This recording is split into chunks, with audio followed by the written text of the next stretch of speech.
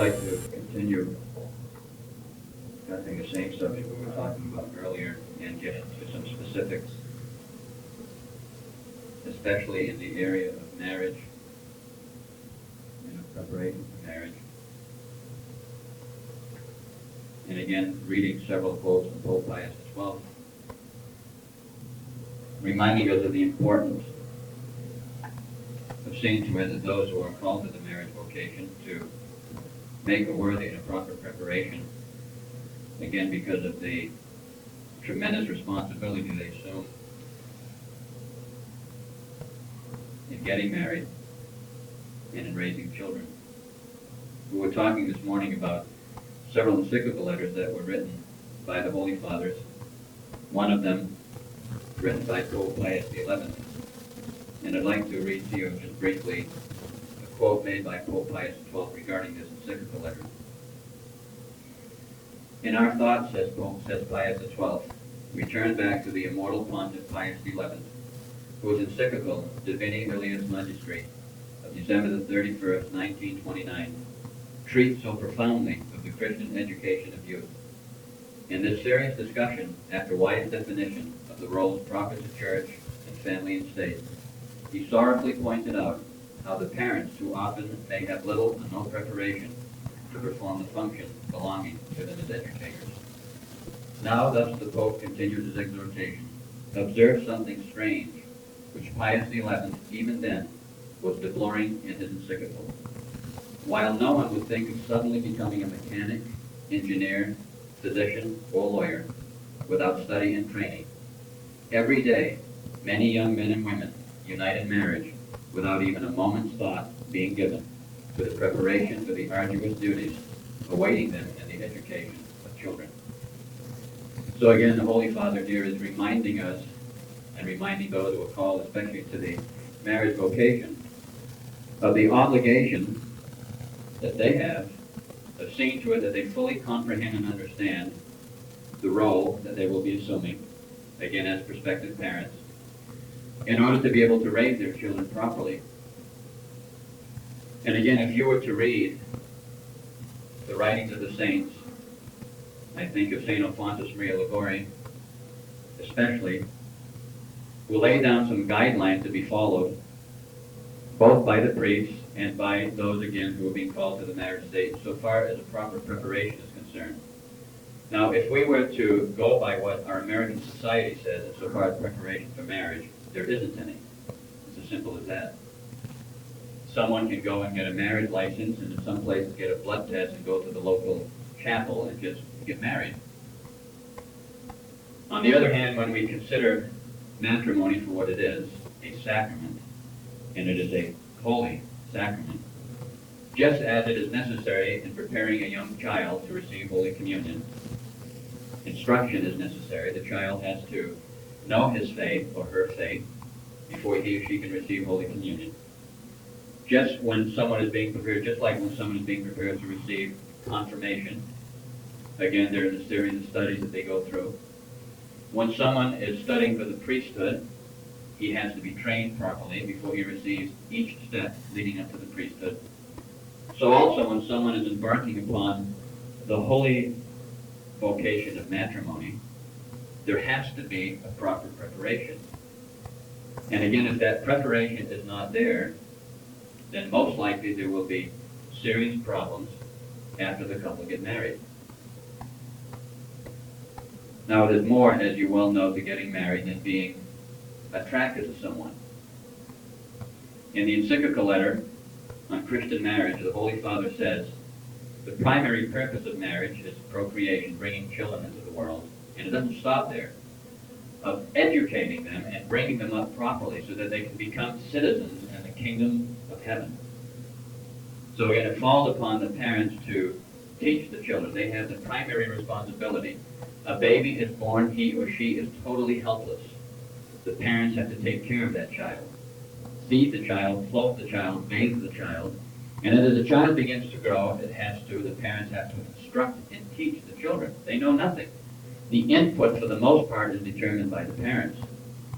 And if the parents themselves do not know what they're supposed to do, then very obviously they're not going to be teaching the children properly. So again, let's assume that we have the ideal mother and father who are well instructed in their Holy Catholic faith, who themselves are living their Holy Catholic faith. What a blessing for any child who is born of such parents. Because again, those children will be prepared properly. True, they have a free will, but they'll have a solid foundation.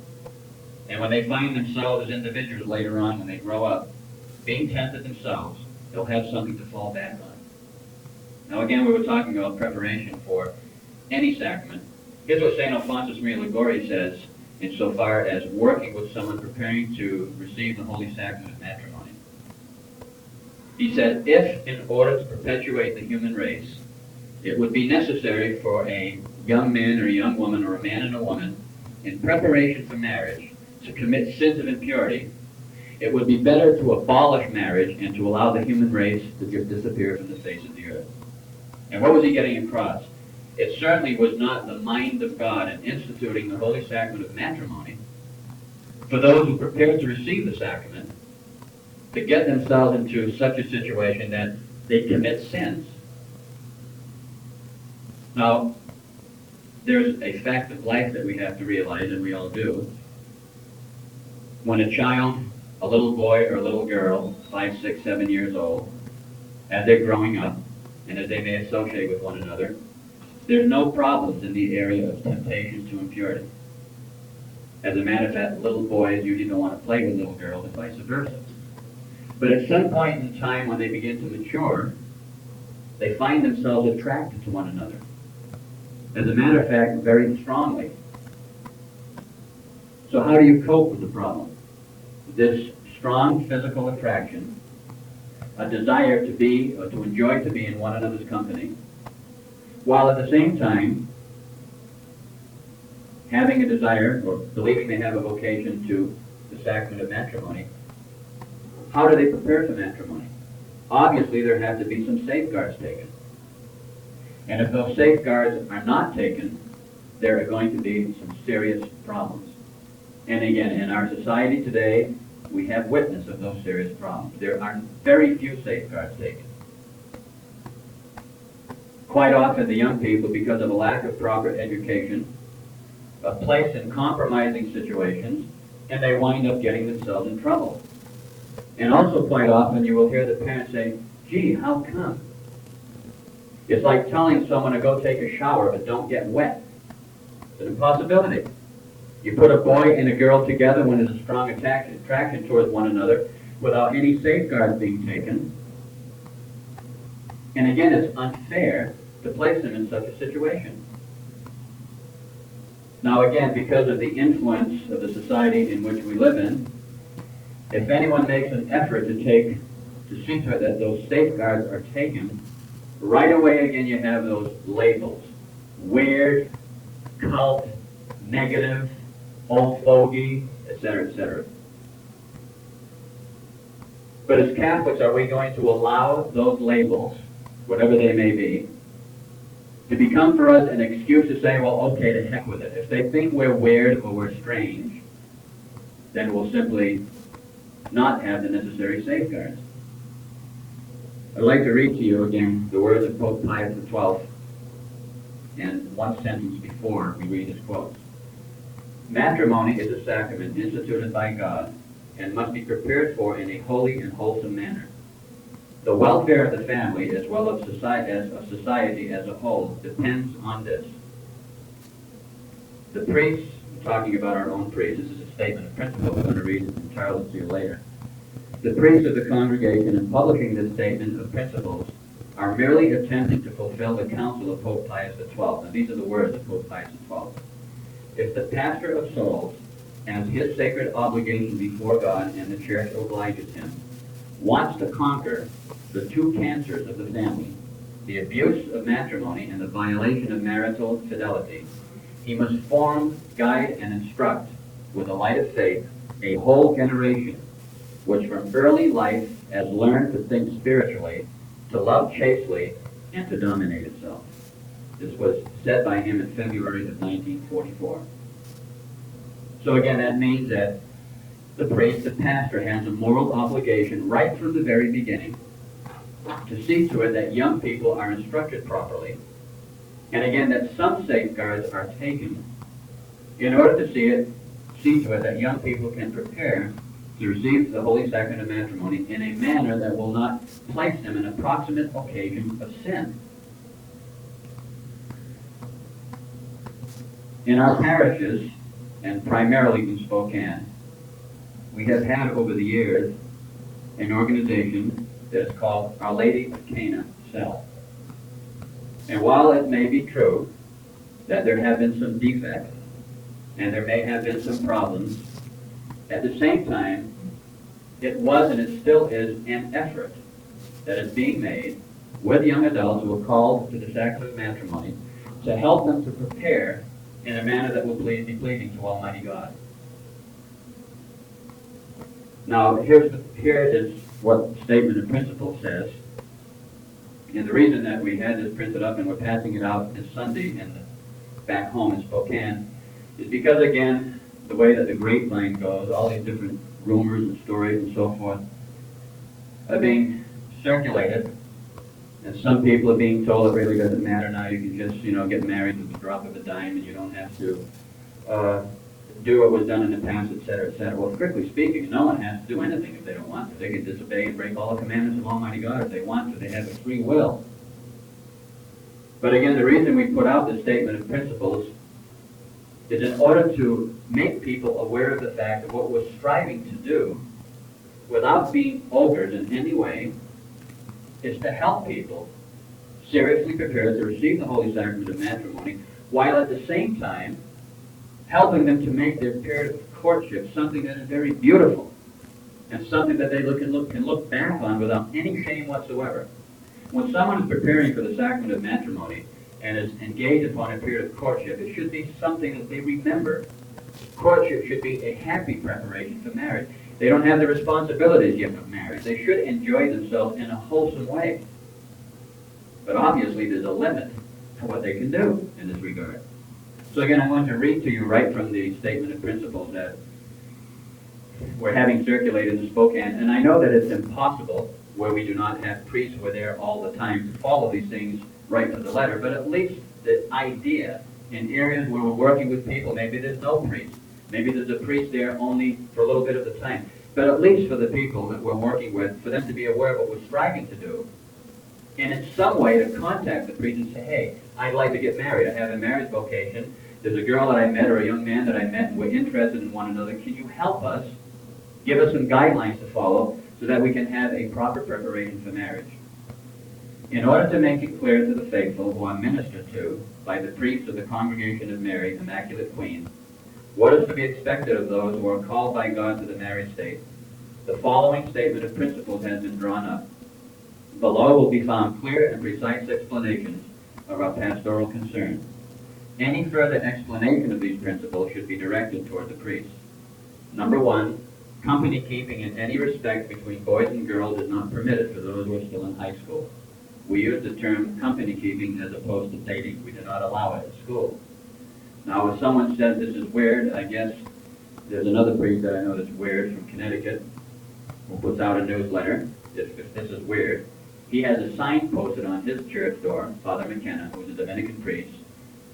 He's 58 or 59 years old. He was approached by Bishop Musey several years ago, and Bishop Musey offered to consecrate him as bishop, and at that particular point in time, he turned that down for whatever reason. But anyway, we had an opportunity to meet with him, and in discussing some of the things that we're striving to accomplish, we find that in almost every area we're striving to do the same thing. So again, we teach our young people in Spokane, and the reason we teach them this, and I'm going to read to you some statements by bishops from the United States in the 1950s that say exactly the same thing. Number 2, upon graduation from high school, young men and women, with proper supervision of their parents, may see each other on an occasional basis. They're to remember that graduation from school does not mean a renunciation of all the principles that they were taught while under the supervision of their teachers. Their fidelity to these principles will ensure an even more happy and wholesome future marriage, if such be their vocation. Young men and women beginning courtship in preparation for marriage must do so under the auspices of Our Lady of Cana Cell. Now again, every priest has an obligation in his parish to have some kind of a program through which young people who have a married vocation can be instructed, and also to some degree to provide some form of recreation, if that's the term to use, some social life. And this is what we do with Our Lady of Cana, and we'll explain a little further. This is the parish organization established for the purpose of acquainting those preparing for marriage with the proper spiritual outlook necessary for this sacrament. A solid and lasting marriage is more readily assured if God's grace accompanies the young couple at each stage of their lives. The couple preparing for marriage is morally bound to receive proper instructions prior to marriage. This is accomplished in a complete way through Our Lady of Cana. Number 4, Our Lady of Cana meets the second and fourth Saturdays of each month. The meetings compose a spiritual aspect as well as one that is social. Both aspects of the meeting are considered essential. Thus, only those who attend the rosary and spiritual conferences at the beginning of the meeting will be permitted to attend the social. Number 5, the priest of the congregation will not assist at the marriage of those who refuse to abide by these guidelines. Number 6, those whose situation requires special consideration should present themselves to the pastor first for proper investigation of the matter. This is not a matter of choice, it is one of necessity, in order for the sacrament of matrimony to be conferred. You know that even in the Vatican II Church, things have gotten so bad that in the Vatican II Church, I'm sure they probably don't enforce it, it is necessary for a couple who's planning to get married to give a 6-month notice to the priest so that time can be set aside to give the proper instructions because of the divorces that are taking place and the annulments, so-called, that are taking place. If you've ever read the lives of the saints, I'm thinking of one priest, Père Lemay, in France, and I think he died in the 1930s. It said that he dedicated a great deal of his time getting together with the young people, giving them instructions, and being present with them when they had their socials. Now, to describe what takes place when we have socials in the meeting, normally we have the rosary, and it takes place on the second and fourth Saturday of every month, twice a month. We have the recitation of the rosary. Whoever's the moderator at the time, usually one of the priests, has a 45-minute or so talk on something that has to do with marriage, raising children, the duties, responsibilities of husband, wife, mother, father, etc., but something that has to do with marriage vocation. Probably for the most part, we break up and have a meal right up there at Mount St. Michael's. And if we stay there at Mount St. Michael's, the young men and young women play ping pong together, they play cards, or they just simply sit down and talk, there's some music that's being played, and they simply have a social. Sometimes they go bowling, other times they may go out to a restaurant. And again, whatever they plan, as long as it's something that's decent, we go along with it. One time we went on a boat ride, an all-day boat ride. But again, something is being done to instruct and also to provide an opportunity, even away from the home, for them to meet other young people while preparing for the Holy Sacrament of Matrimony. Now, you know how some, unfortunately, now this is not something that's a church law that you have to have Our Lady of Cana. It's something that we're providing. It is an obligation, I repeat, on the part of the priest to do something in order to help prepare the young people for marriage. Now, here's how some can, and unfortunately in some cases have, tried to create problems in this regard. Someone could call up Bishop Musey and say, is it a sin for a young man who's out of school to go and eat in a restaurant with a girl? Yes or no? Of course it's not a sin. Good. Therefore, the conclusion is we don't have to pay any attention to the priest up there of belong to Our Lady of Cana, because the bishop said we don't have to do that. That's not what he said. The question was asked, is it a sin? No, it's not a sin. But you see again how cleverly, unfortunately, people will twist and use someone's words to justify doing something contrary to what their pastors are telling them.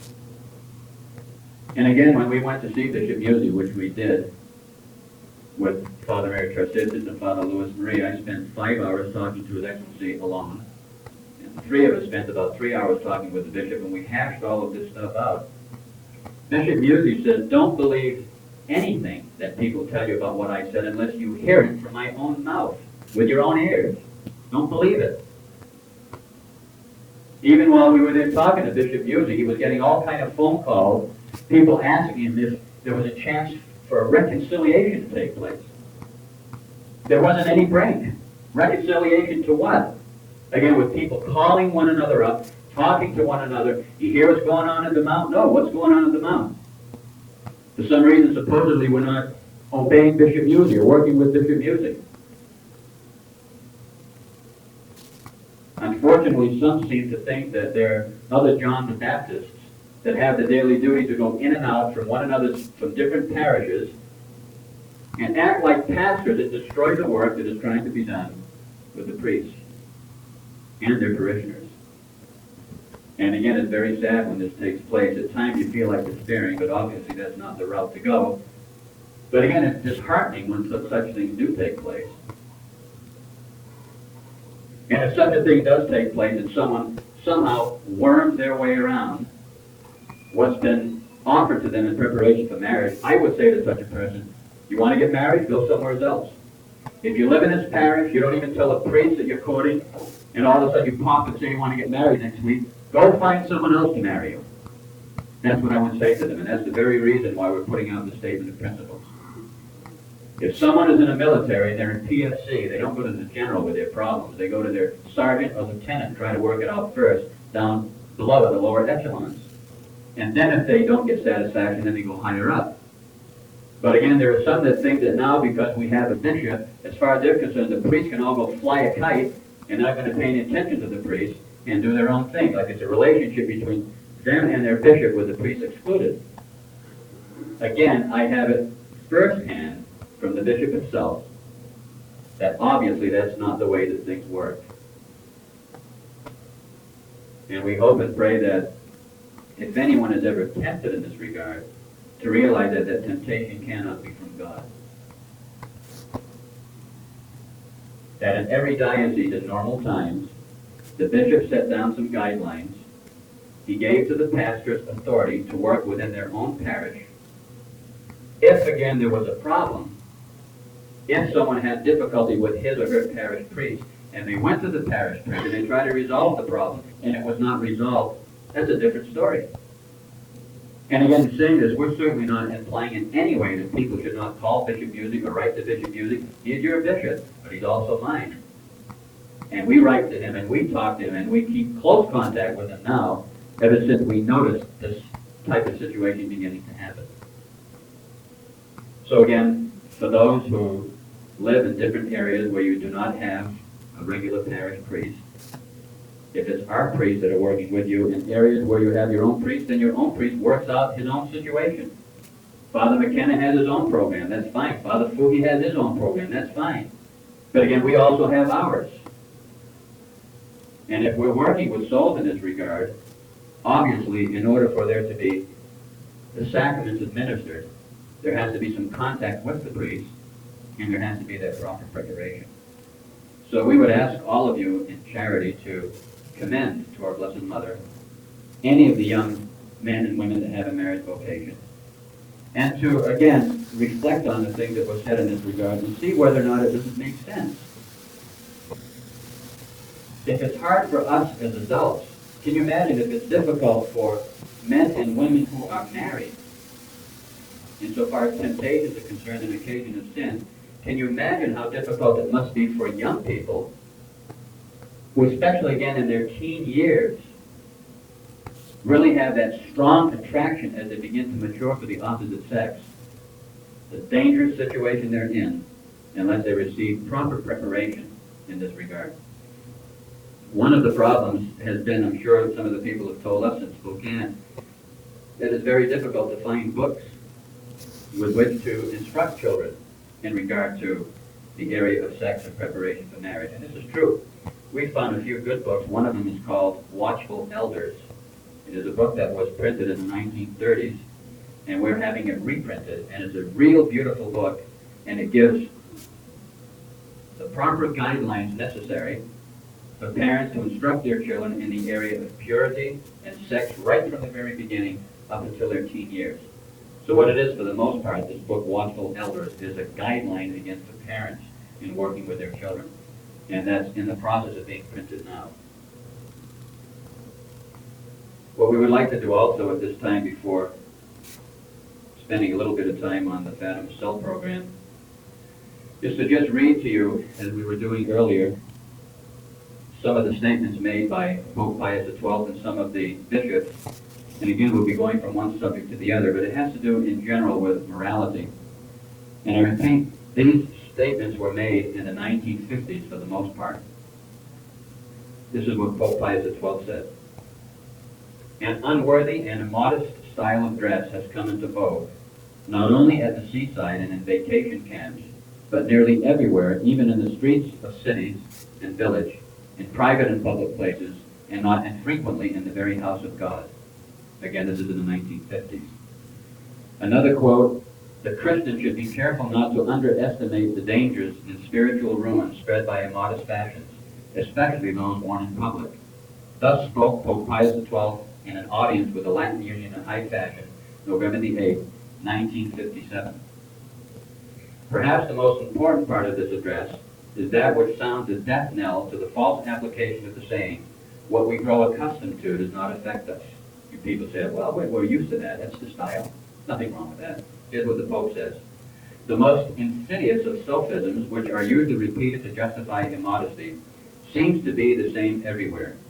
One of these resurrects the ancient saying, let there be no argument about things we are accustomed to, in order to brand as old-fashioned the rebellion of honest people against fashions which are too bold.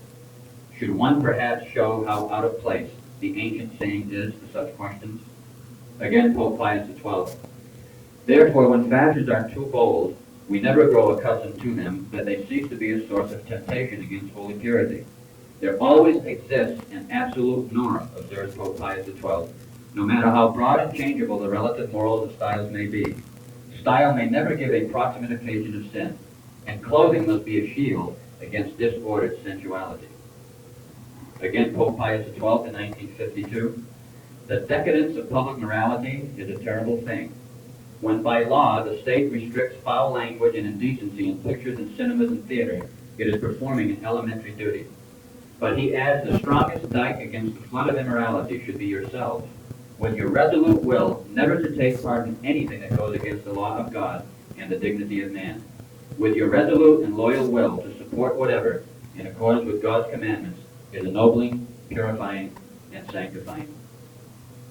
Again, the Sacred Congregation of the Council in 1954. But although these exhortations of the Supreme Pastor have produced not a few salutary results, it is nonetheless to be deplored that they have not brought about all that the Supreme Pontiff wished as regards public and private morals. Pope Pius XII sent a letter to the bishops all over the world. We read this letter, and he gave explicit directions that every 3 years, I believe it was, the bishops were supposed to send back to Rome a report on how things were being carried out in their diocese, and this is a reply to those reports. We all know that especially in this season of summer, there are commonly exposed to view sights which cannot but offend the eyes and shock the souls of persons who have not lowered or entirely abandoned their sense of Christian virtue and human modesty. An unworthy and immodest style of dress has come into vogue. We just read that to you. Not only at the seaside and in vacation camps, but nearly everywhere, even in the streets of city and village, in private and public places, and not infrequently in the very house of God. This exposes especially the souls of young people who are easily tempted to evil, to the gravest danger of losing that innocence, which is the greatest and loveliest ornament of mind and body. This matter is evidently of extreme importance, closely associated as it is not only with Christian virtue, but also with bodily health and the vigor and progress of human society. Most appropriately did a very ancient poet say of this subject, to bear the body in public is the starting point of shameful crime. That's he quoted this from Cicero. Another sophism which Pope Pius XII addresses is the one so frequently used as an excuse for dressing immodestly. Quote, he must have a dirty mind if the current style is such a great temptation to him. On this point, the Supreme Pontiff assures us greater sensitivity to the warning against the snares of evil, far from being cause for criticism of those who possess it, as though it were only a sign of interior depravity, is on the contrary the mark of an upright soul of watchfulness over the passions. Now again, when it comes to modesty, admittedly there is room there for interpretation. In reading what the Holy Office has said, other than to talk about immodesty, there really aren't too many right down to the letter specifics as to what is modest. It simply deplores immodesty.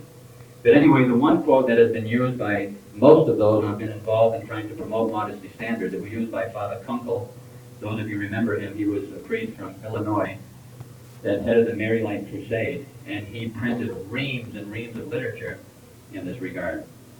But anyway, here's the statement that was made by mandate of Pope Pius XII regarding modesty of dress to all bishops.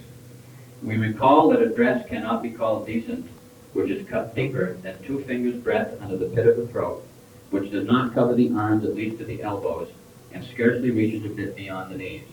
Furthermore, dresses of transparent material are improper.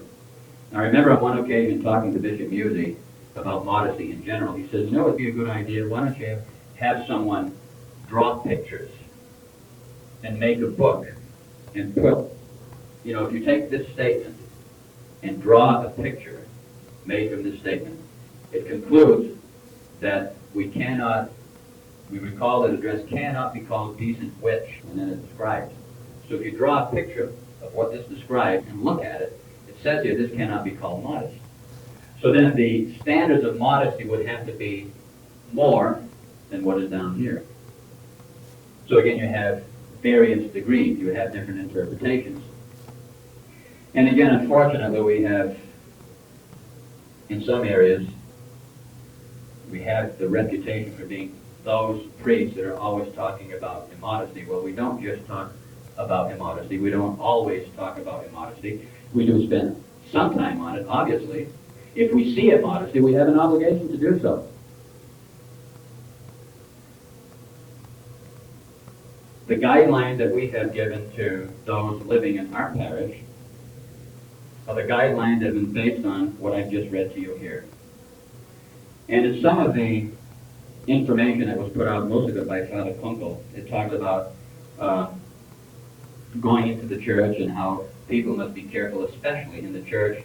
There's one code of modesty here that was approved by the Bishop of Belleville, Illinois, and again, this was Father Kunkel's bishop, and it encouraged women and girls and men to make a promise to follow these norms that are listed here, especially when they go into the church, the house of God.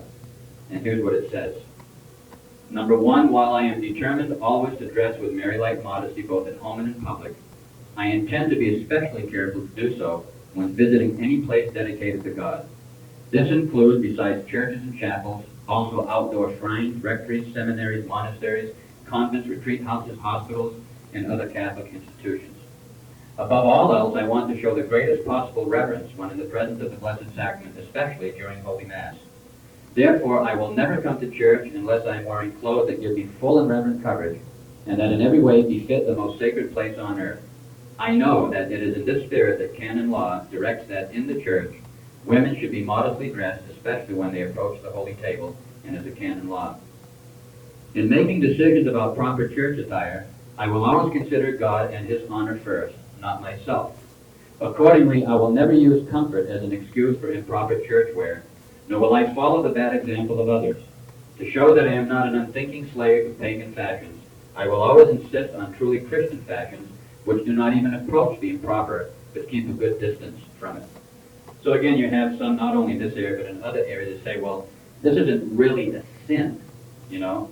So I'm going to do just this, and I'm not committing a sin. And they won't go 1/64th of an inch in a direction, but they'll stay right there on the borderline. And is that, can you imagine if this is what was preached from the pulpit? As long as you avoid all mortal sin, you can do, it's just a venial sin, or it may be an occasion of sin, but I don't think it really is, or maybe it's not, so you can go ahead and do it. Read what the saints have said. If we're unsure whether something is right or wrong, then why take a chance? If you're not sure, don't do it. And again, when it comes to the area of modesty, we're not saying that everyone should become fanatical in this regard. But we are saying that there should not be an occasion of sin. Pope Pius XII has written some beautiful, beautiful exhortations on modesty and on dress. Now, one of the things, I can't repeat his words, I remembered his words, but one of the things that he says is this: God intended for men and women to attract one another. Otherwise, it wouldn't be marriage. This is God's plan. And there is nothing wrong with a woman dressing nice, dressing neatly, having good colors in her fashions and so forth, as long as she's not striving to be sensual. And this is where the problem would come in. So again, you can have some who will go too far in one area, who will be completely and totally liberal and do nothing. And there are others who think that if someone dresses nice, that they're vain. Now, there is such a thing as vanity. There is something very real, and it's called vanity. And you have to be very, very careful you're not motivated by vanity. But at the same time, again, if you were to read what the Holy Fathers have said in this regard, it's very clear. In Our Lady of Cana cell right now, we probably have about 12 young ladies, most of them attractive ladies. They wear their dresses, mini dresses. If they were to walk down the street, no one would say they belong to a cult or they look weird or strange. But they do not dress in a sensual way. And I believe that what they're doing is exactly that which is prescribed and which was meant by Pope Pius XII. Do you know that today, and out in the world even, it is in vogue to have midi dresses, suits? We were at the airport yesterday with Sister, and we were noticing this. I was commenting, Sister, look at this here. The length of the skirts. And again, modesty has more to do with length of skirts or length of sleeves. Modesty is really a virtue that is interior. And again, when you reflect on lady likeness, Mary likeness, that's an attitude. Someone could be modest exteriorly, but interiorly be immodest. Or they could have clothes that cover the body, but at the same time not really be modest. So there is literature that has been printed, and I would encourage you, if you have that literature available to you, read it. Literature that was printed in the 40s and the 50s. Men like Father Kunkel, who was really harassed and really persecuted for what he was doing. But again, he had the blessing of his bishop, and what he was doing was simply following the words and instructions of the Holy Father, Pope Pius XII, who was very much concerned in this area. And today, unfortunately, because of the breakdown in this area, again on TV, the movies, the newspapers, you have a complete mess. And again, it's funny how sometimes people can, in their own special way, try to make something sound weird that isn't weird at all. Let me give you an example. Supposing that a priest were to warn lay people about reading the public newspaper and just leaving the public newspaper laying around the house. Now, if someone was looking for trouble, they could say, what a bunch of stupid idiots. Now they're telling we can't read the newspaper. Well, I read the public newspaper last week, and I had two priests in the room with me, and I held out to them page after page after page. I said, look at this. Who needs Playboy magazine? Look at it. Pictures of women in their underwear with very, very little on. Pictures of women in bikini bathing suits. This is the local newspaper. You going to let that lay around the house and have your kid go pick it up and commit sins, always being an occasion of sin? Again, there's certainly a way of presenting that. And I wonder how many people have deadened themselves to the point where they really refuse to see the danger when there really is danger. And it's not being fanatical. Again, it's having a Catholic sense. It's true that you cannot shelter your children in such a way that you're going to lock them in a room and throw the key away. No, you can't do that. You have to train them, and you have to allow your children to be in a situation where they're going to be given the chance to grow in virtue.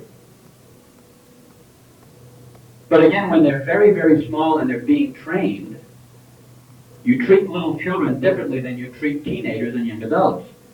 You still take the safeguards with a young adult, but at the same time, they have a free will, don't they?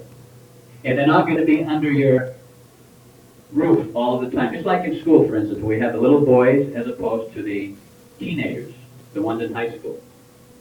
Now, if we had a group of boys in school, and we built a 40-foot wall around Mount St. Michael's, around a school, and told them, you can't go out. No kidding. There's a 40-foot wall there. There's no way they could get out.